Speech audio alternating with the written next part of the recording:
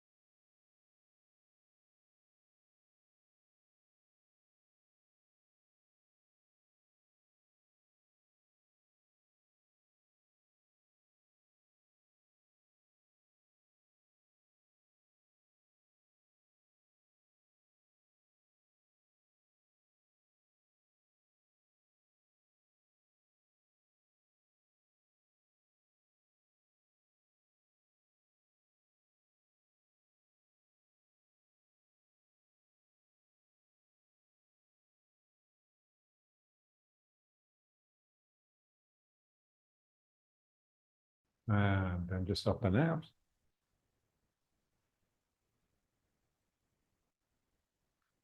One hand turning over, and just swap the hands around and allow it to draw you towards the hand that's looking up. And try and get the back hand twisting further than it wants.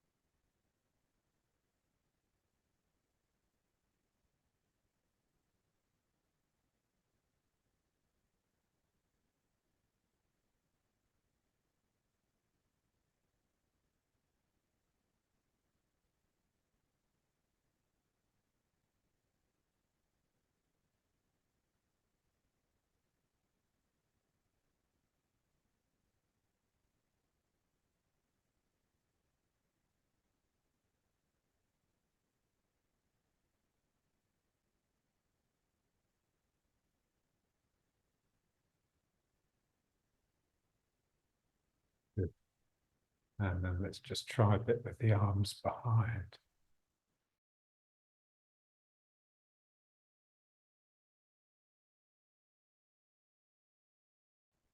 Straightening the spine and pushing the thymus up. And now just stretching over the knees, just turn towards the knee. And then trying to keep the spine as straight as you can for as long as possible.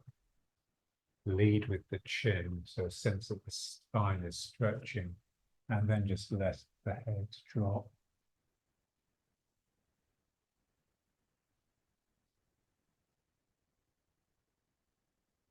And then back up, and then the other side.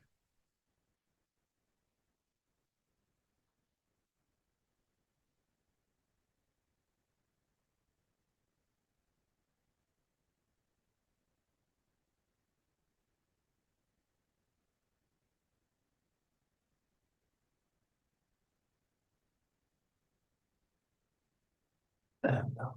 One.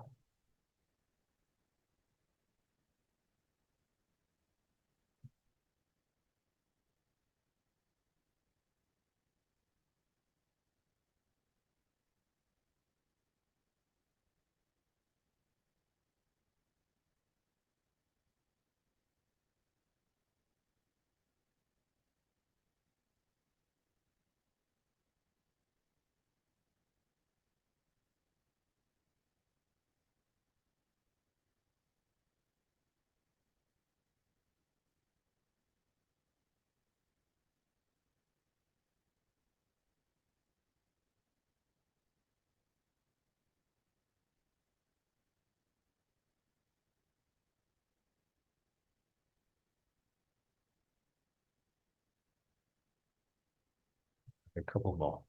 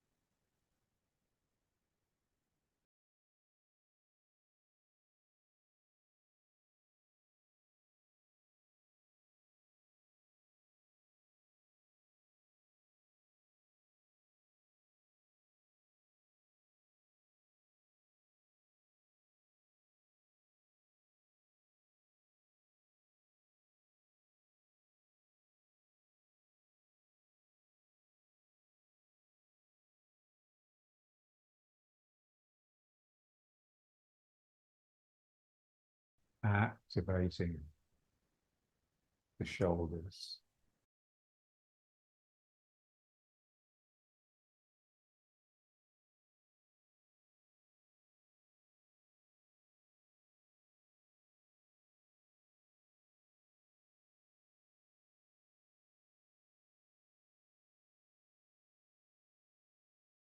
Prowling animal.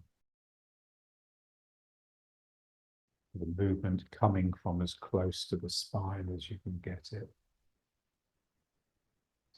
Ooh, shoulder releases and rolls over.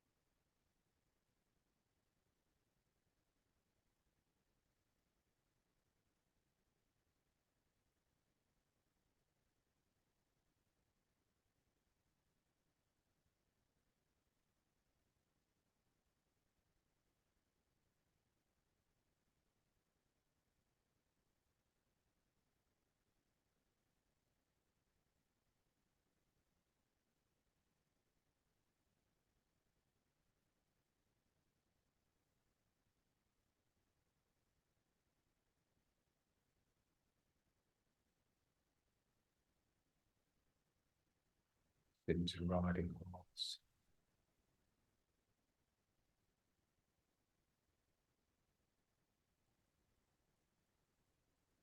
The sense that the shoulders are sort of rolling over the top. It's not the head that's claiming the arms, it's a roll from the heart.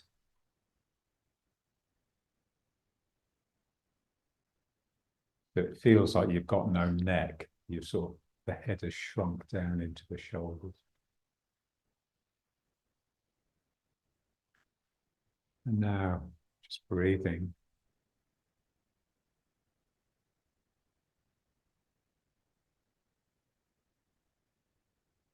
I want to breathe from the legs. So this space here, I really have to suck myself down the backs of the legs. And then here I can come up a bit.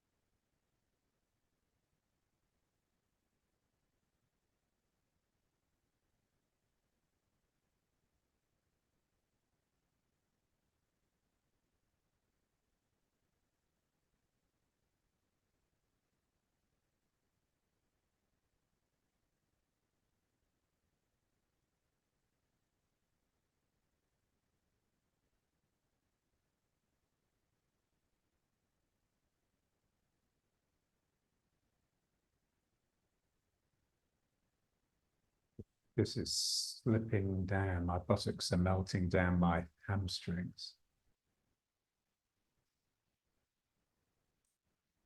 I'm being taken down.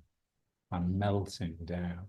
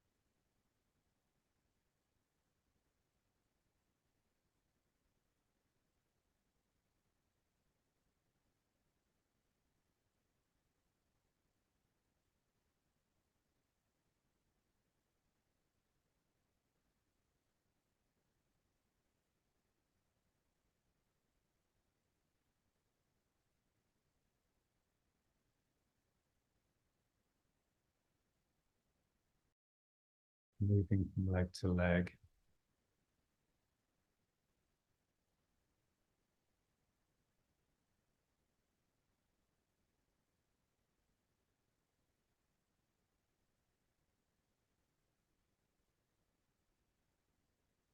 This leg is just straightened. It now bends to pull me. And then at the end, this pushes to drive me into this leg completely. And then this one bends.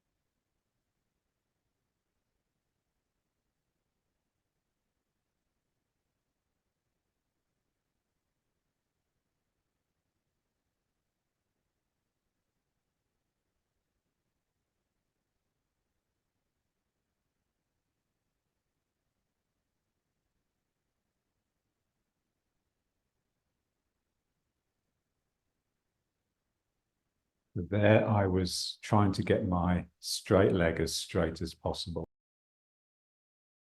Now, same idea, moving side to side. Now I want to feel as I sink into this leg, it allows this leg not to straighten, but to extend into a scoop, a claw. So as I sink in here, this side really opens up and I scoop at the ground, I claw at the ground.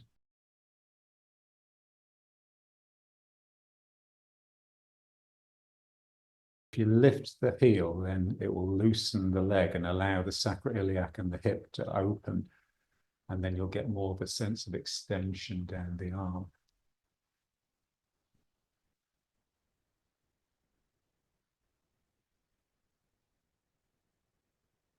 the more secure you are in the weighted foot, the more the empty side can open up.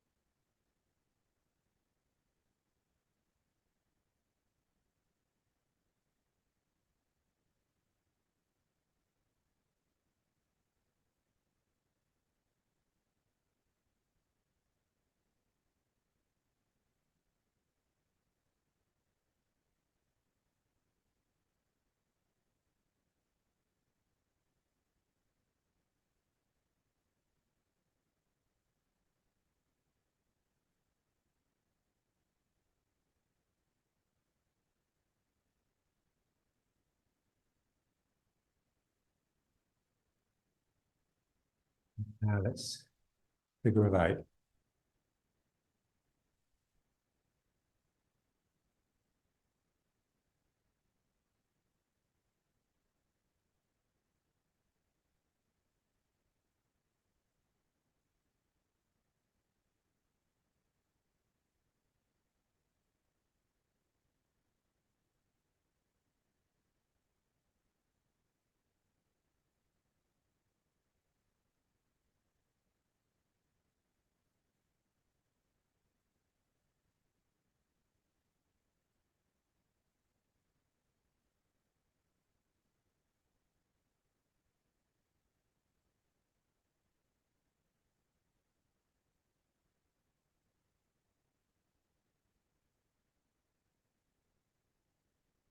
The bottom loop of the figure eight is slipping under your foot and the top loop is slipping over your head.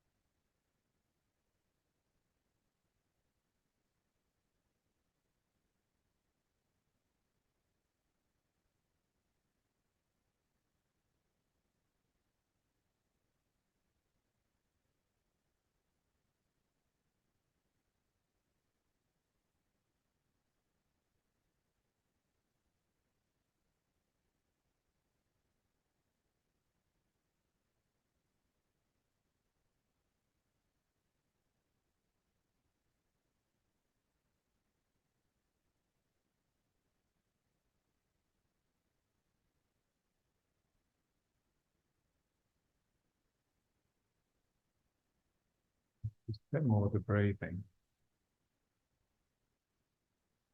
Again, pulling, trying to draw my back down.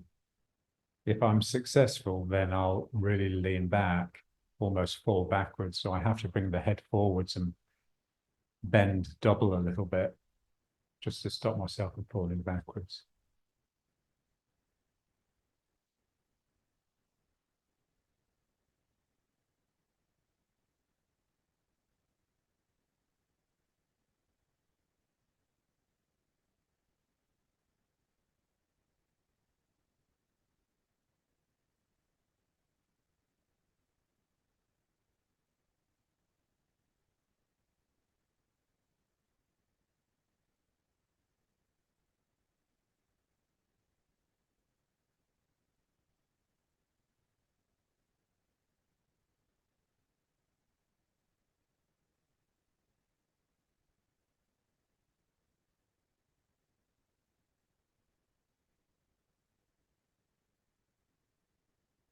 When we're slipping down the back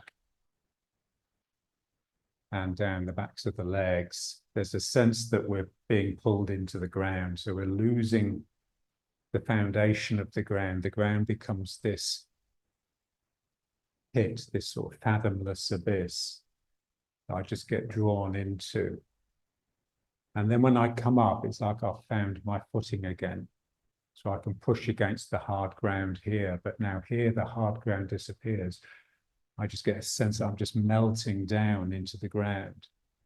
And then there it is again. So this is very much of the back and of energy. And then this is very much of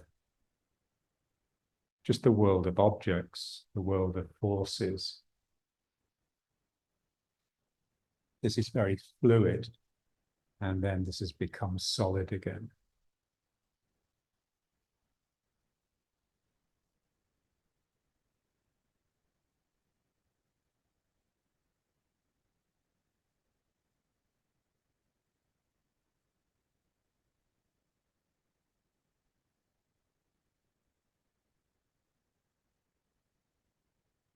What we want to see and appreciate is that thinking and language require, they're forceful, so they require a firm foundation to sort of bounce from, to spring from. And when I let that melt away on this phase, for a moment, the mind is quiet.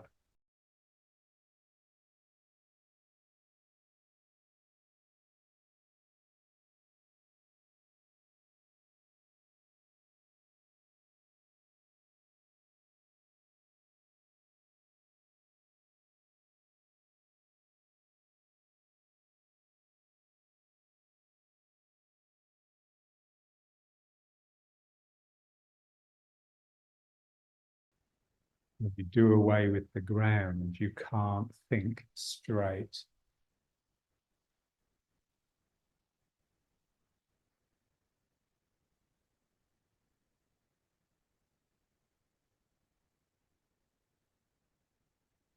Now, turning. So trying to turn and keep my spine in the middle. So remember what that requires. My one leg straightens and pushes this hip round, and the other leg straightens to push this hip back, so that on average, I remain in the middle. And then the back leg bends. And then this leg now straightens, and this leg straightens as well to twist me like this. So bending a leg and then straightening the back leg and very quickly straightening the front leg as well.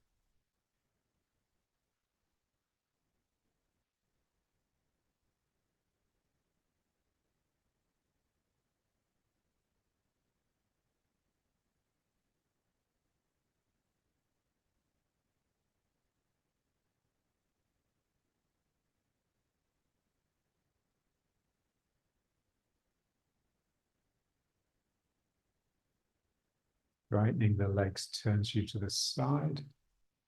Bending the legs turns you back to the front.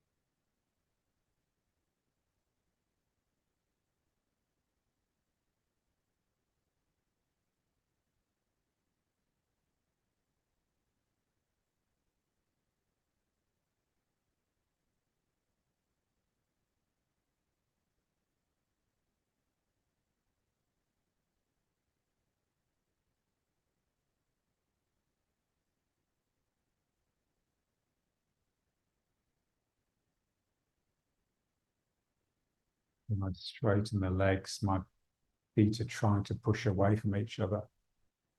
And when I bend the legs, they're trying to pull towards each other.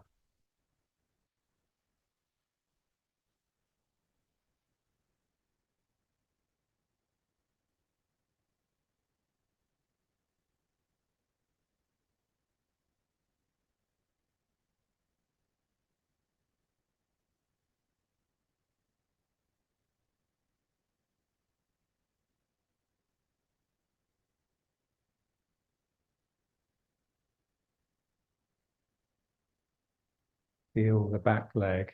So my back leg straightening here extends into this arm. So it's like a straight line. This leg is pushing the ground that way, straightening and extending into the hand, which is pushing in the opposite direction. And then that pulls, and then the other leg.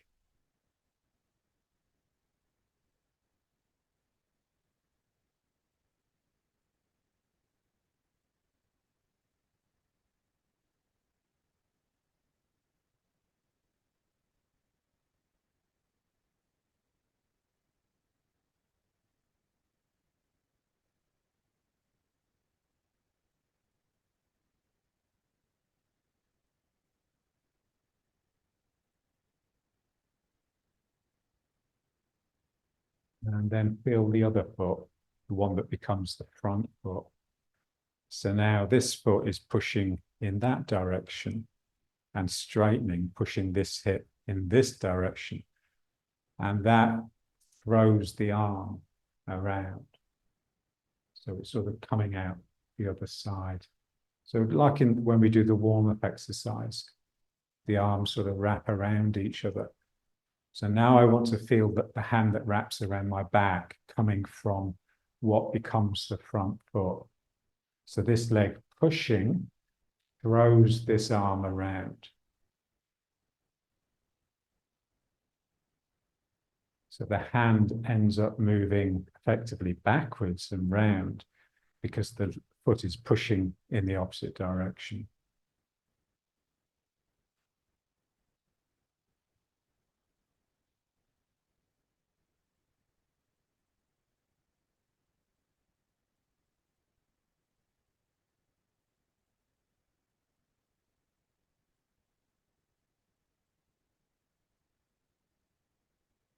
And then just feel that being passed.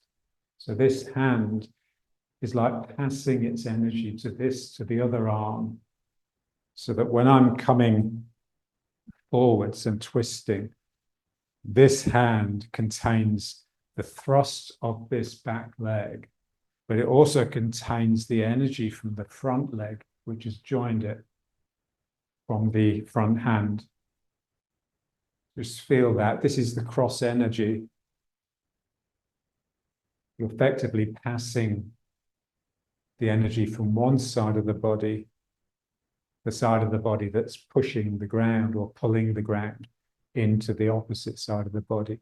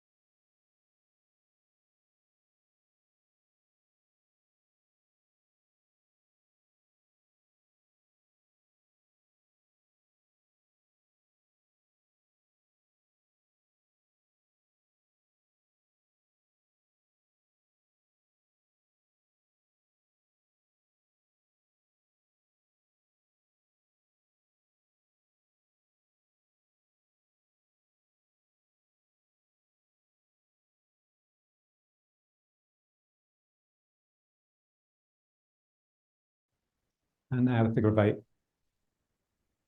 So just moving backwards and forwards, but tracing the figure of eight that includes each foot. So from my heel around my outside edge, through my toes to the big toe pressing the ground, pushes the figure of eight into the back heel, around the outside edge, through to the big toe, which pushes it into this heel.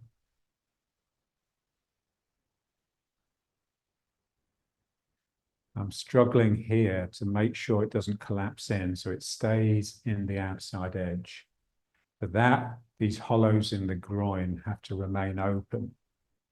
As soon as they seize up, it will pull my knee in and I'll come onto the inside of the foot.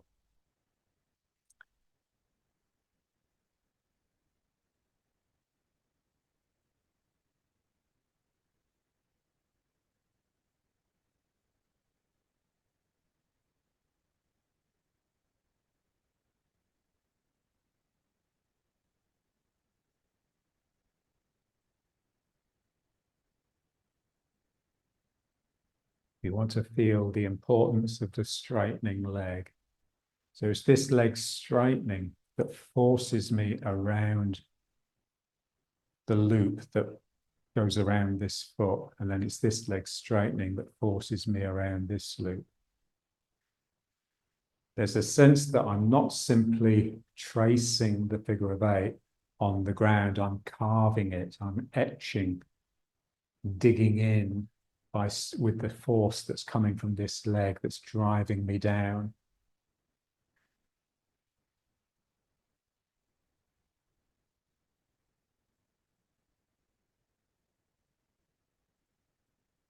We have to get used to adding to gravity. Gravity isn't enough unless you've got all day.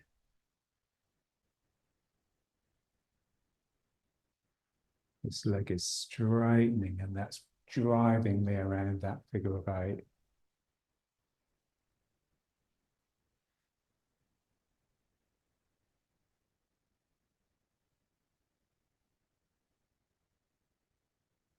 The back foot is the difficult one because the knee tends to collapse in here when I straighten it.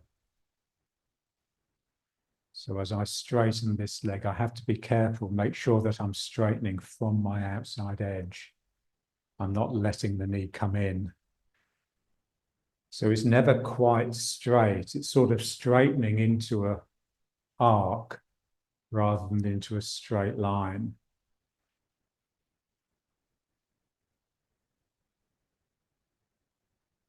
And when John studied with Young Shou Jong, I said to John, did you learn much from him? He says, the only thing I learned was never straighten your back leg.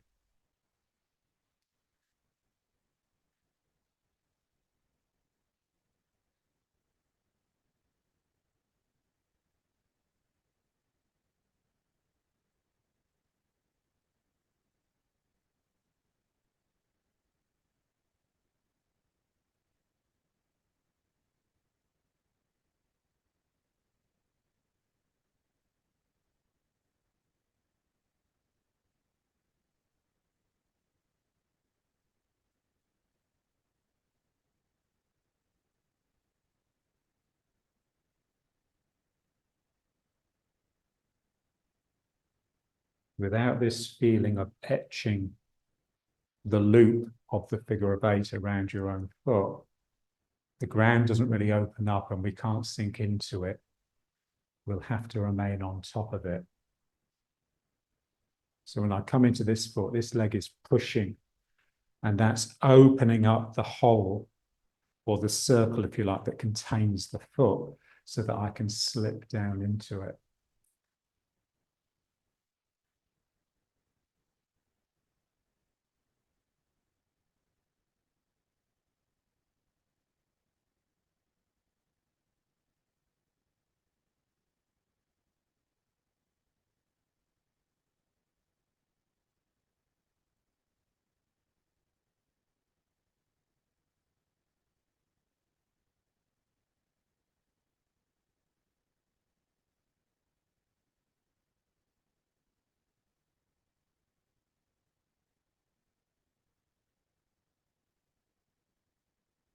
And the other foot.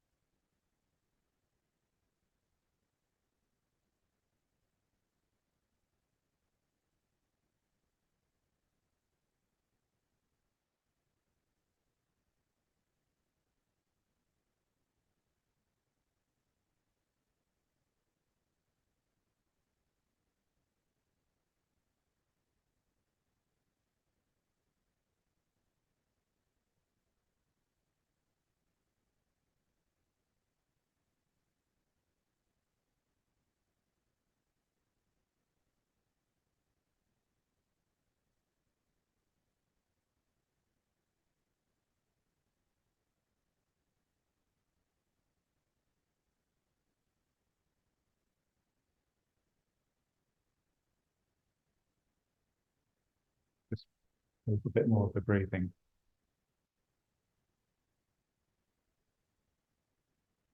In the sense of using this just to help the ground open up, to help that sense of being able to slip through the surface of the ground and into it.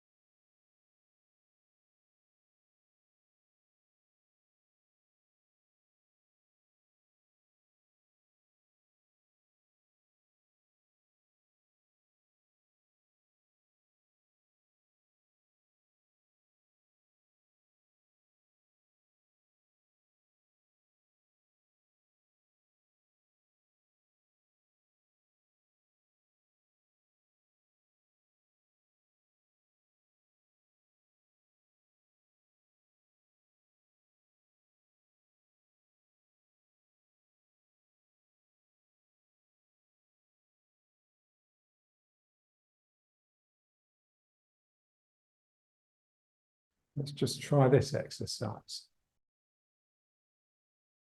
Visualizing the person in front of you. Imagine there's someone in front of you doing exactly the same exercise. And what you want to do is trace their body with your hand when it comes up. Let's say they're standing like this, just for my convenience. So I'm going into their right leg and then passing up into their left shoulder, over their head into their right shoulder, and down into their left leg. So I'm enclosing the whole body as I activate that hand by coming into the opposite foot. So as I come forwards, I'm coming up from the ground, I'm coming up their leg, down, and then this one, this is just the opposite way. And just see it in your mind's eye. Reach with your mind and your energy to that place where you're imagining the other person is standing.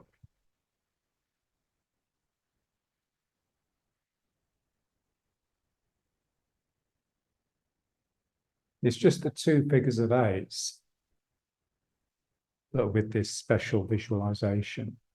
I'm enclosing the other person in each figure of eight. And I'm moving backwards and forwards at the same time.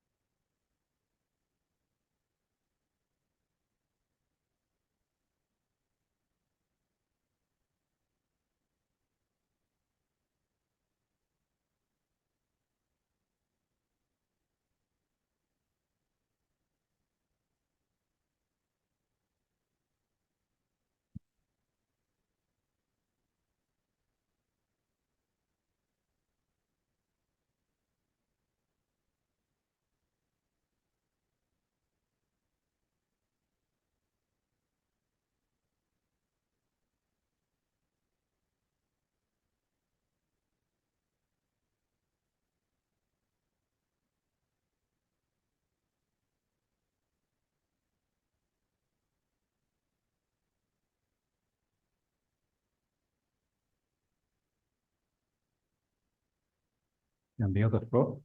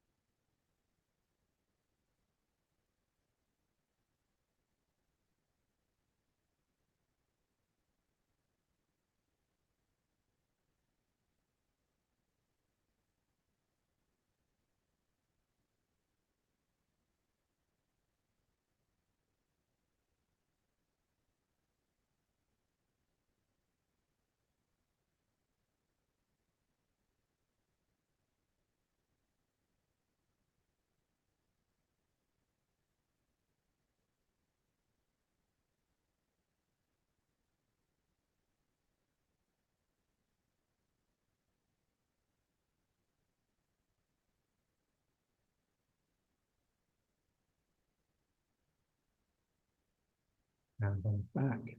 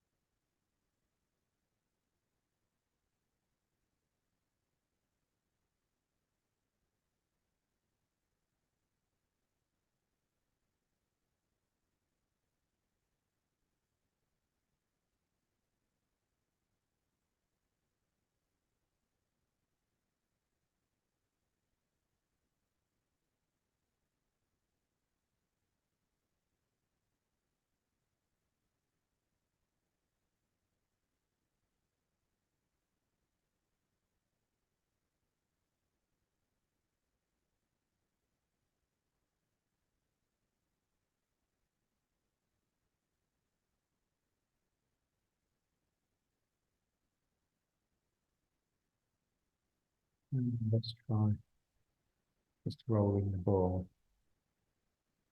And just get it to go a little further than usual, so you're having to tip a little bit and really turn.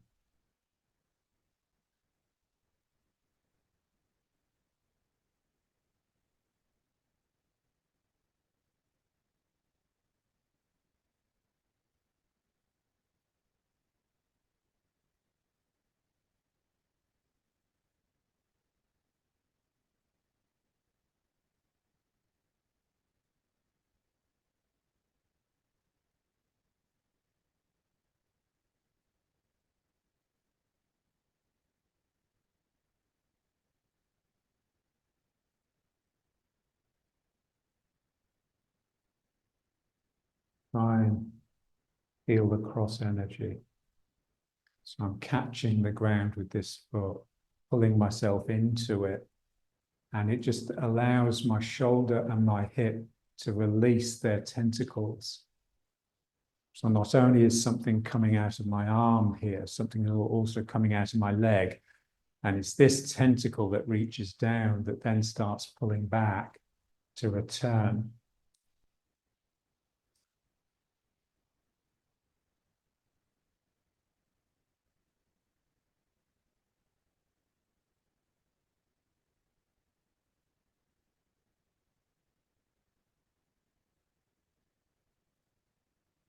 To get that release in the emptying side, I have to be very clear with my filling on the filling side. So here I just want to make sure I've really got the ground here so I can allow this side of my body to release and let its energy out.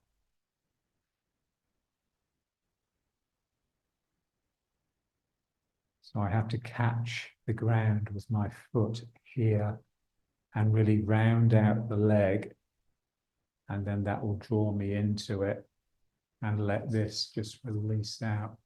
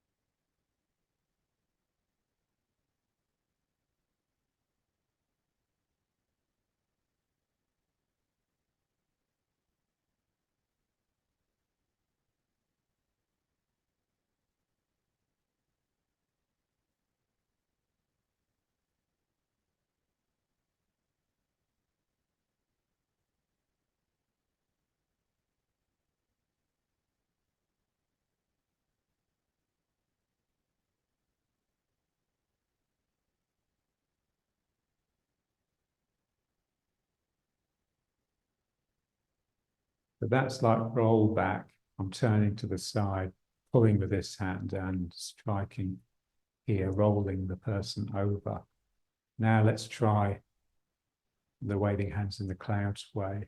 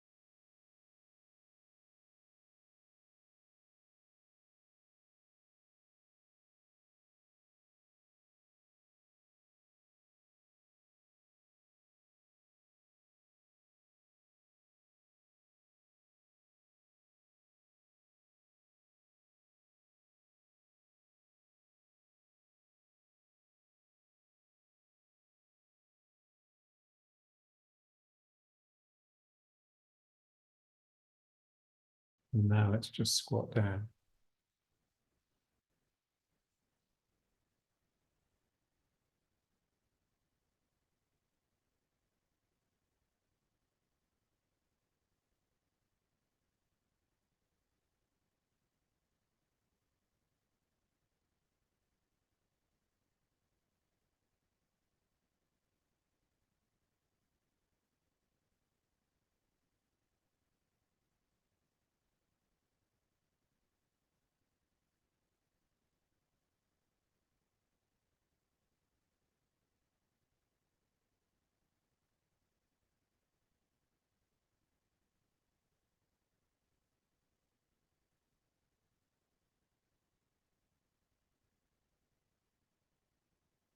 Allow the pressure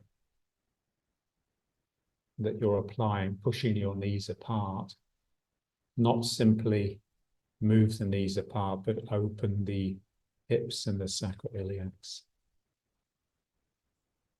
Sense that your sacrum is really expanding across. Same with the shoulders and the back of the head.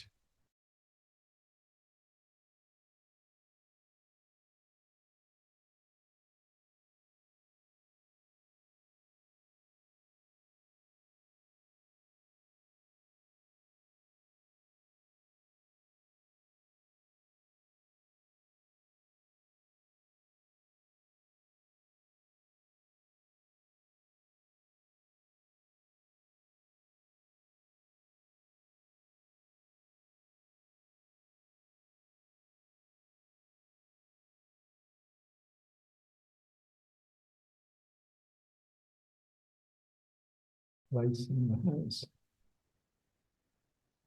Feeling the earthing.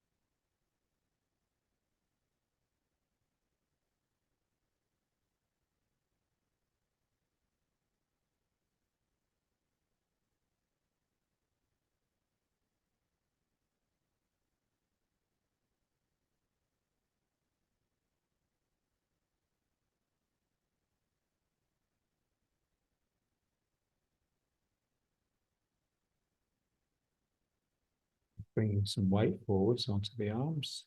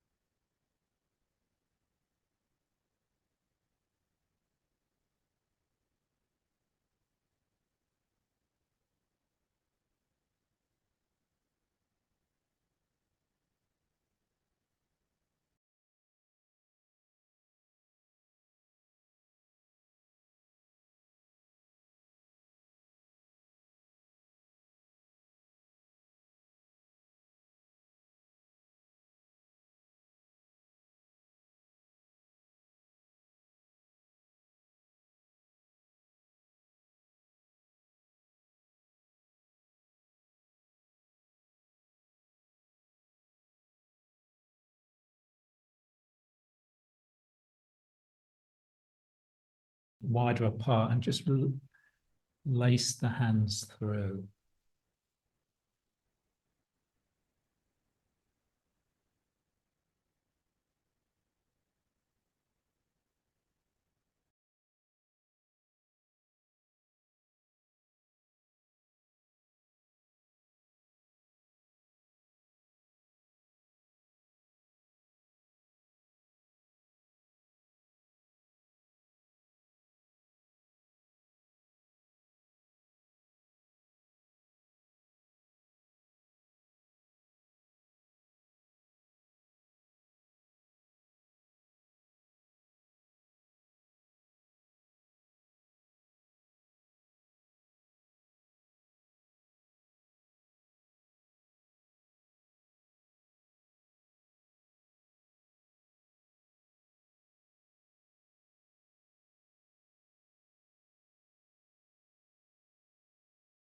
put the heels off the ground.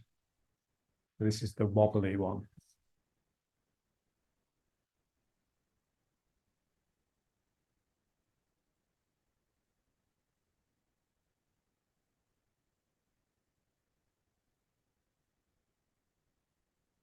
Want to keep our balance, but try and allow as much wobble in as possible.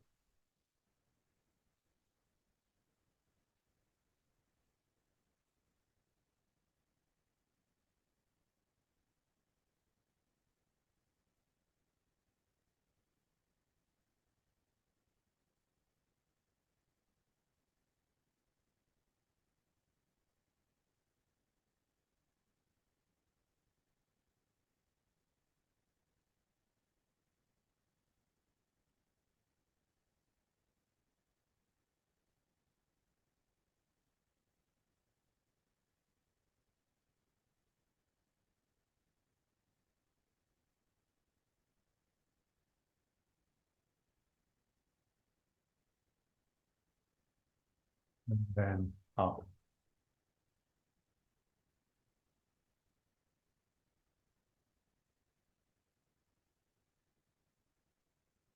Good. And now a figure of 8 around the feet again, but now with the stepping. So I go around this foot, enables me to pick the other foot off the ground and step with it.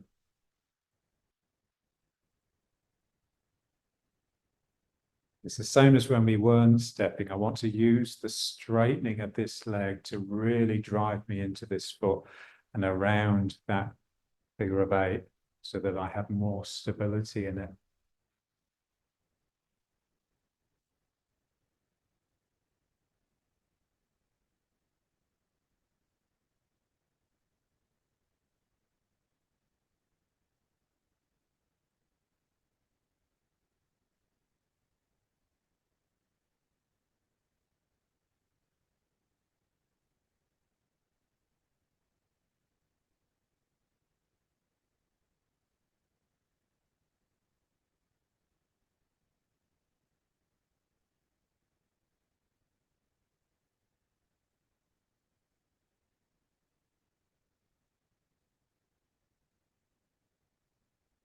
I only pick one leg off the ground when I'm really in the ground beneath the opposite foot. So I've got to get into the ground here, and then this foot can come up.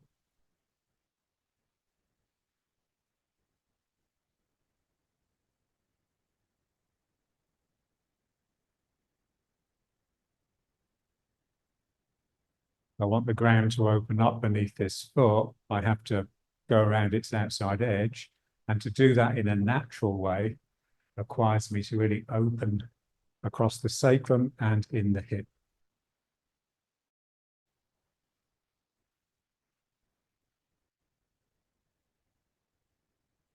You can think of the knee circling. So this knee is circling out like this. This is the way John worked on it. So that was before we discovered the figures of 8s.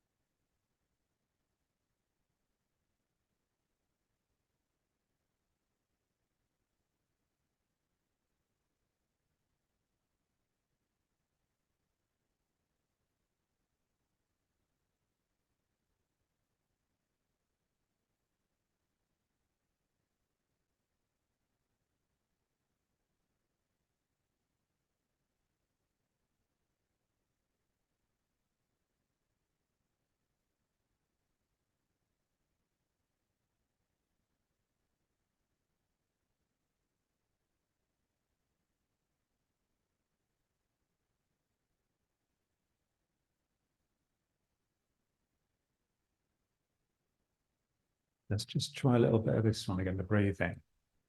Just to feel that sense of the spine melting down the backs of the legs and into the ground.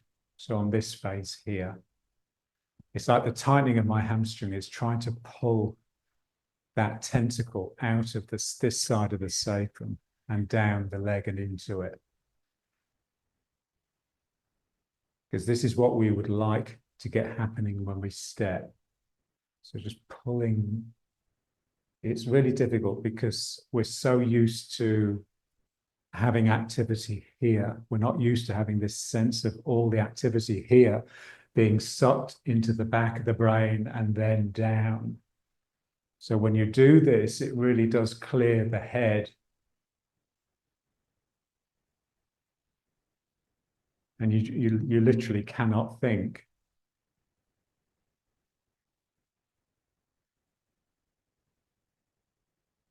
Pulling down the backs of the legs. It's more a feeling than the actual hamstrings doing the job, I think. But this sense that I'm almost falling backwards and just allowing something to slide down. And then I just lean forwards just enough to stop myself from falling. If I bring too much into this phase, then it will pull me out of the legs and I'll just fall straight into the front brain with all the disastrous consequences of that. So we're rooting, we're trying to melt through the surface of the ground and get into it. This is what rooting is all about. You have a presence in the ground, not simply upon it. I'm being drawn down. And then I can just come up.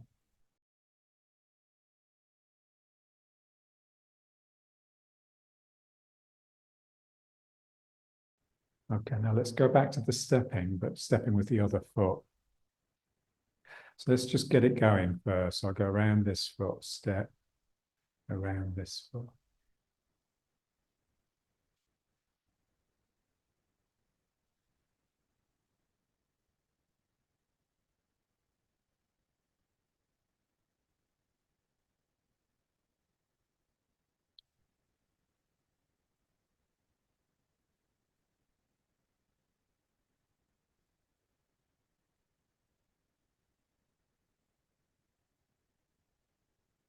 So when I come into the foot, I'm obviously bending the leg. So the leg is bending into a hollow.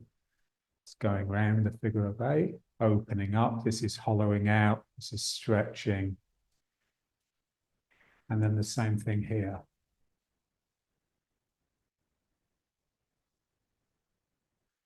Now what I want to feel is that's happening, but also it's easier to feel when you step back. I sort of put the toes down and I bend the leg in order to pull the ground. And what that does, that helps suck that tentacle from the back here. So I'm sort of using one leg to suck this side of my sacrum down, and then I can use the bending of this leg to pull this under, and then the bending of this leg to suck this under. This is really difficult. It's all, I mean, everything that we do really, it's refining, bringing more awareness, becoming aware of more and more detail and facets, and the energy gradually refines. It's the opposite of just bringing your weight into the foot and clumping like this. I place the toes. Now, if I really want the pulling of this leg to suck this down, I have to try and keep my weight in the back foot as long as I can. So I really pull with the leg and that sucks. And then I go with it. So in the same way that we have to be really good at sinking, you know, when you're sinking, then you can stay sunk even when you're bending, when you're straightening your legs. There's this sense that when you're sunk, it's like you've crawled underneath a rubber skin on the floor and stood up, and it's just pulling you down, and it's really grim. And then you can work, but keep that feeling of sinking. It's the same with this. I've got to just, I'm pulling, and it pulls this out, and then my body flows with it. I pull, and then it just suddenly starts sliding. There's a lot of inertia to start with, but then once it starts sliding, you can just let your body follow it.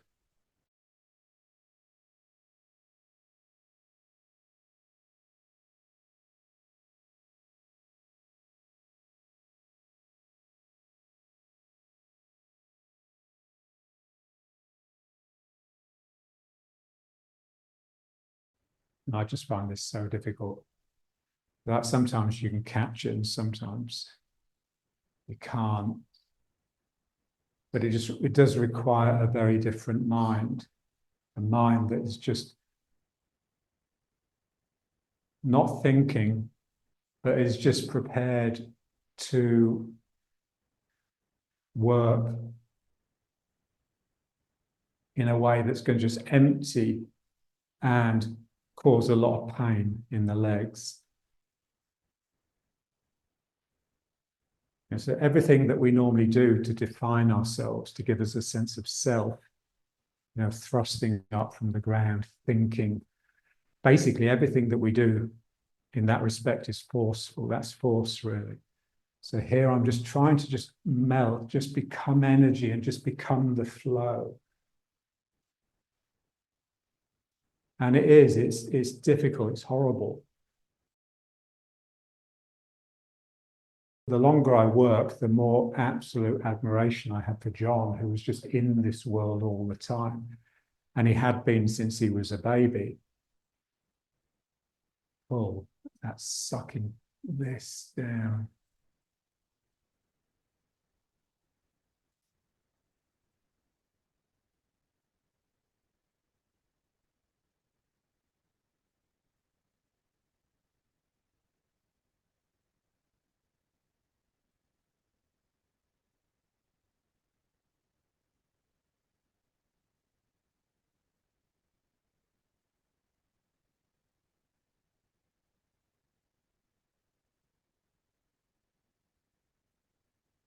This really is an abyss. It's not just unfathomable. You just can't say anything about it other than the fact it's horrible. And this is the problem with like insights in a way. An insight is like a flash of light that lets you see something. And then that gives you a sense of, oh, yes, yes, and that's not it really. It may be a stepping stone to go into an even deeper abyss, but here, this is just the pure darkness.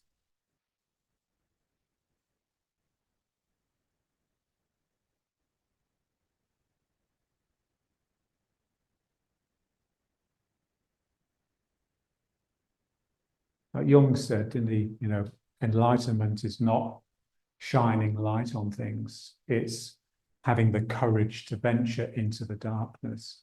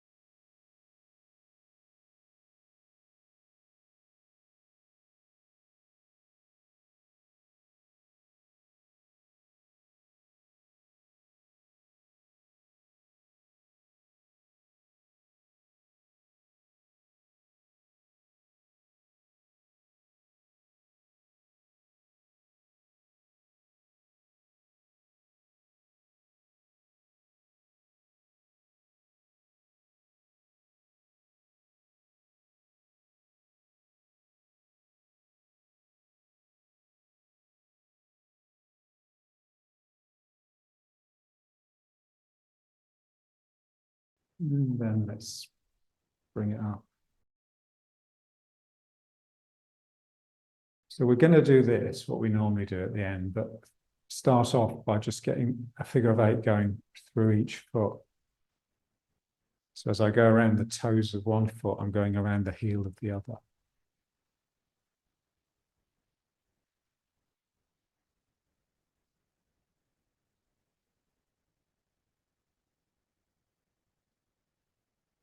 And slowly, it becomes what we normally do. As you come around the toes, the heel sort of lifts up. So one heel lifts up, the other heel really digs down and back.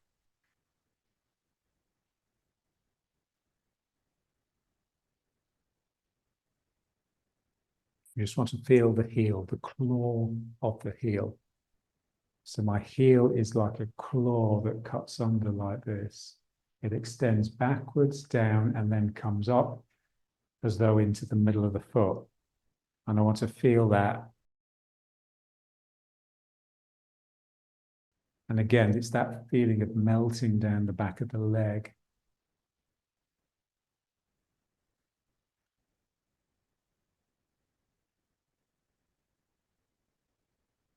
So this is the eagle's talon.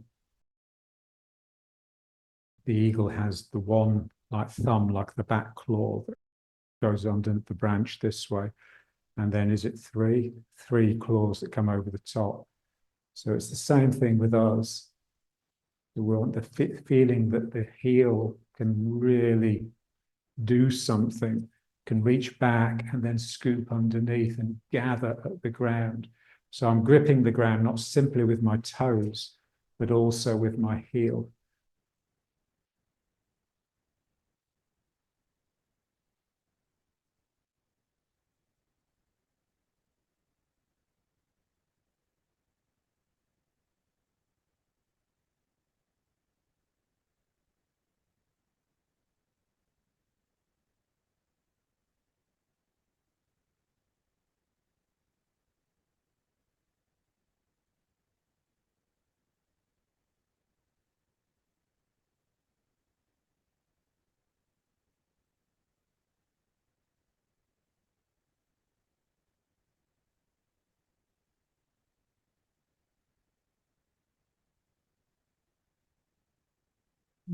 Just wind it down.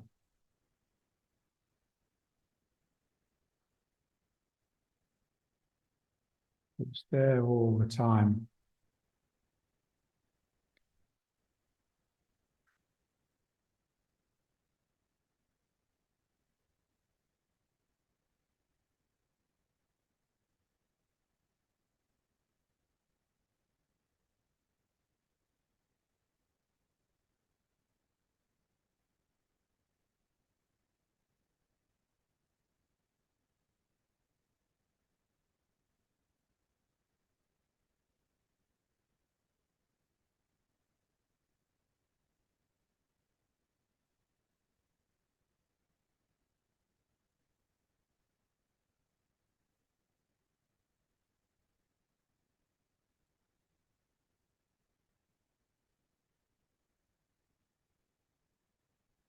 Let's just try a little bit. The figure of 8 that crosses the body, just for a moment. Down this leg and around it, and then up this arm. So I'm just getting the figure of 8, the vertical figure of 8 in the body. So this is coming up. So think of it, we can think of the solar plexus here. So the point opposite the solar plexus, the energy is coming out there, comes over, and that loops my arm, and then here out of that point, down the leg and under.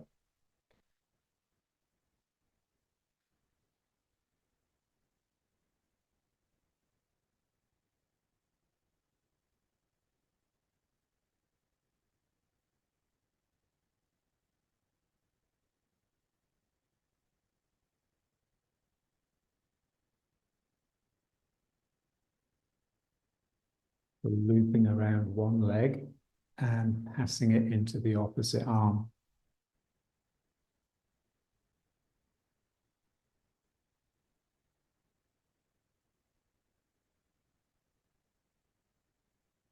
and then the other.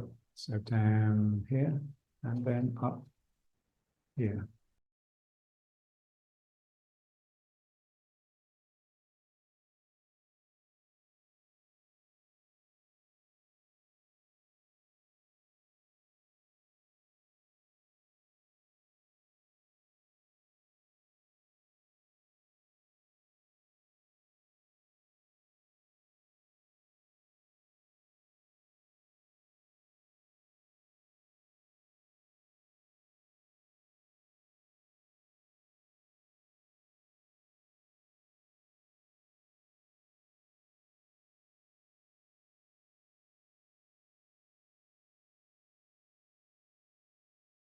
And then if I'm standing and riding horse, then I have that.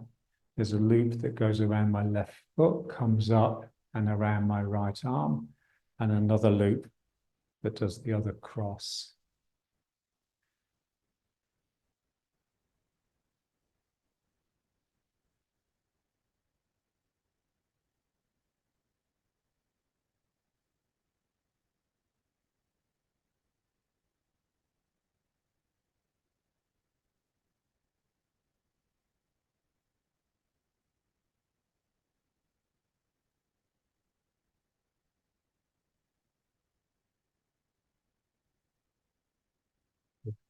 And then let's just bring it up.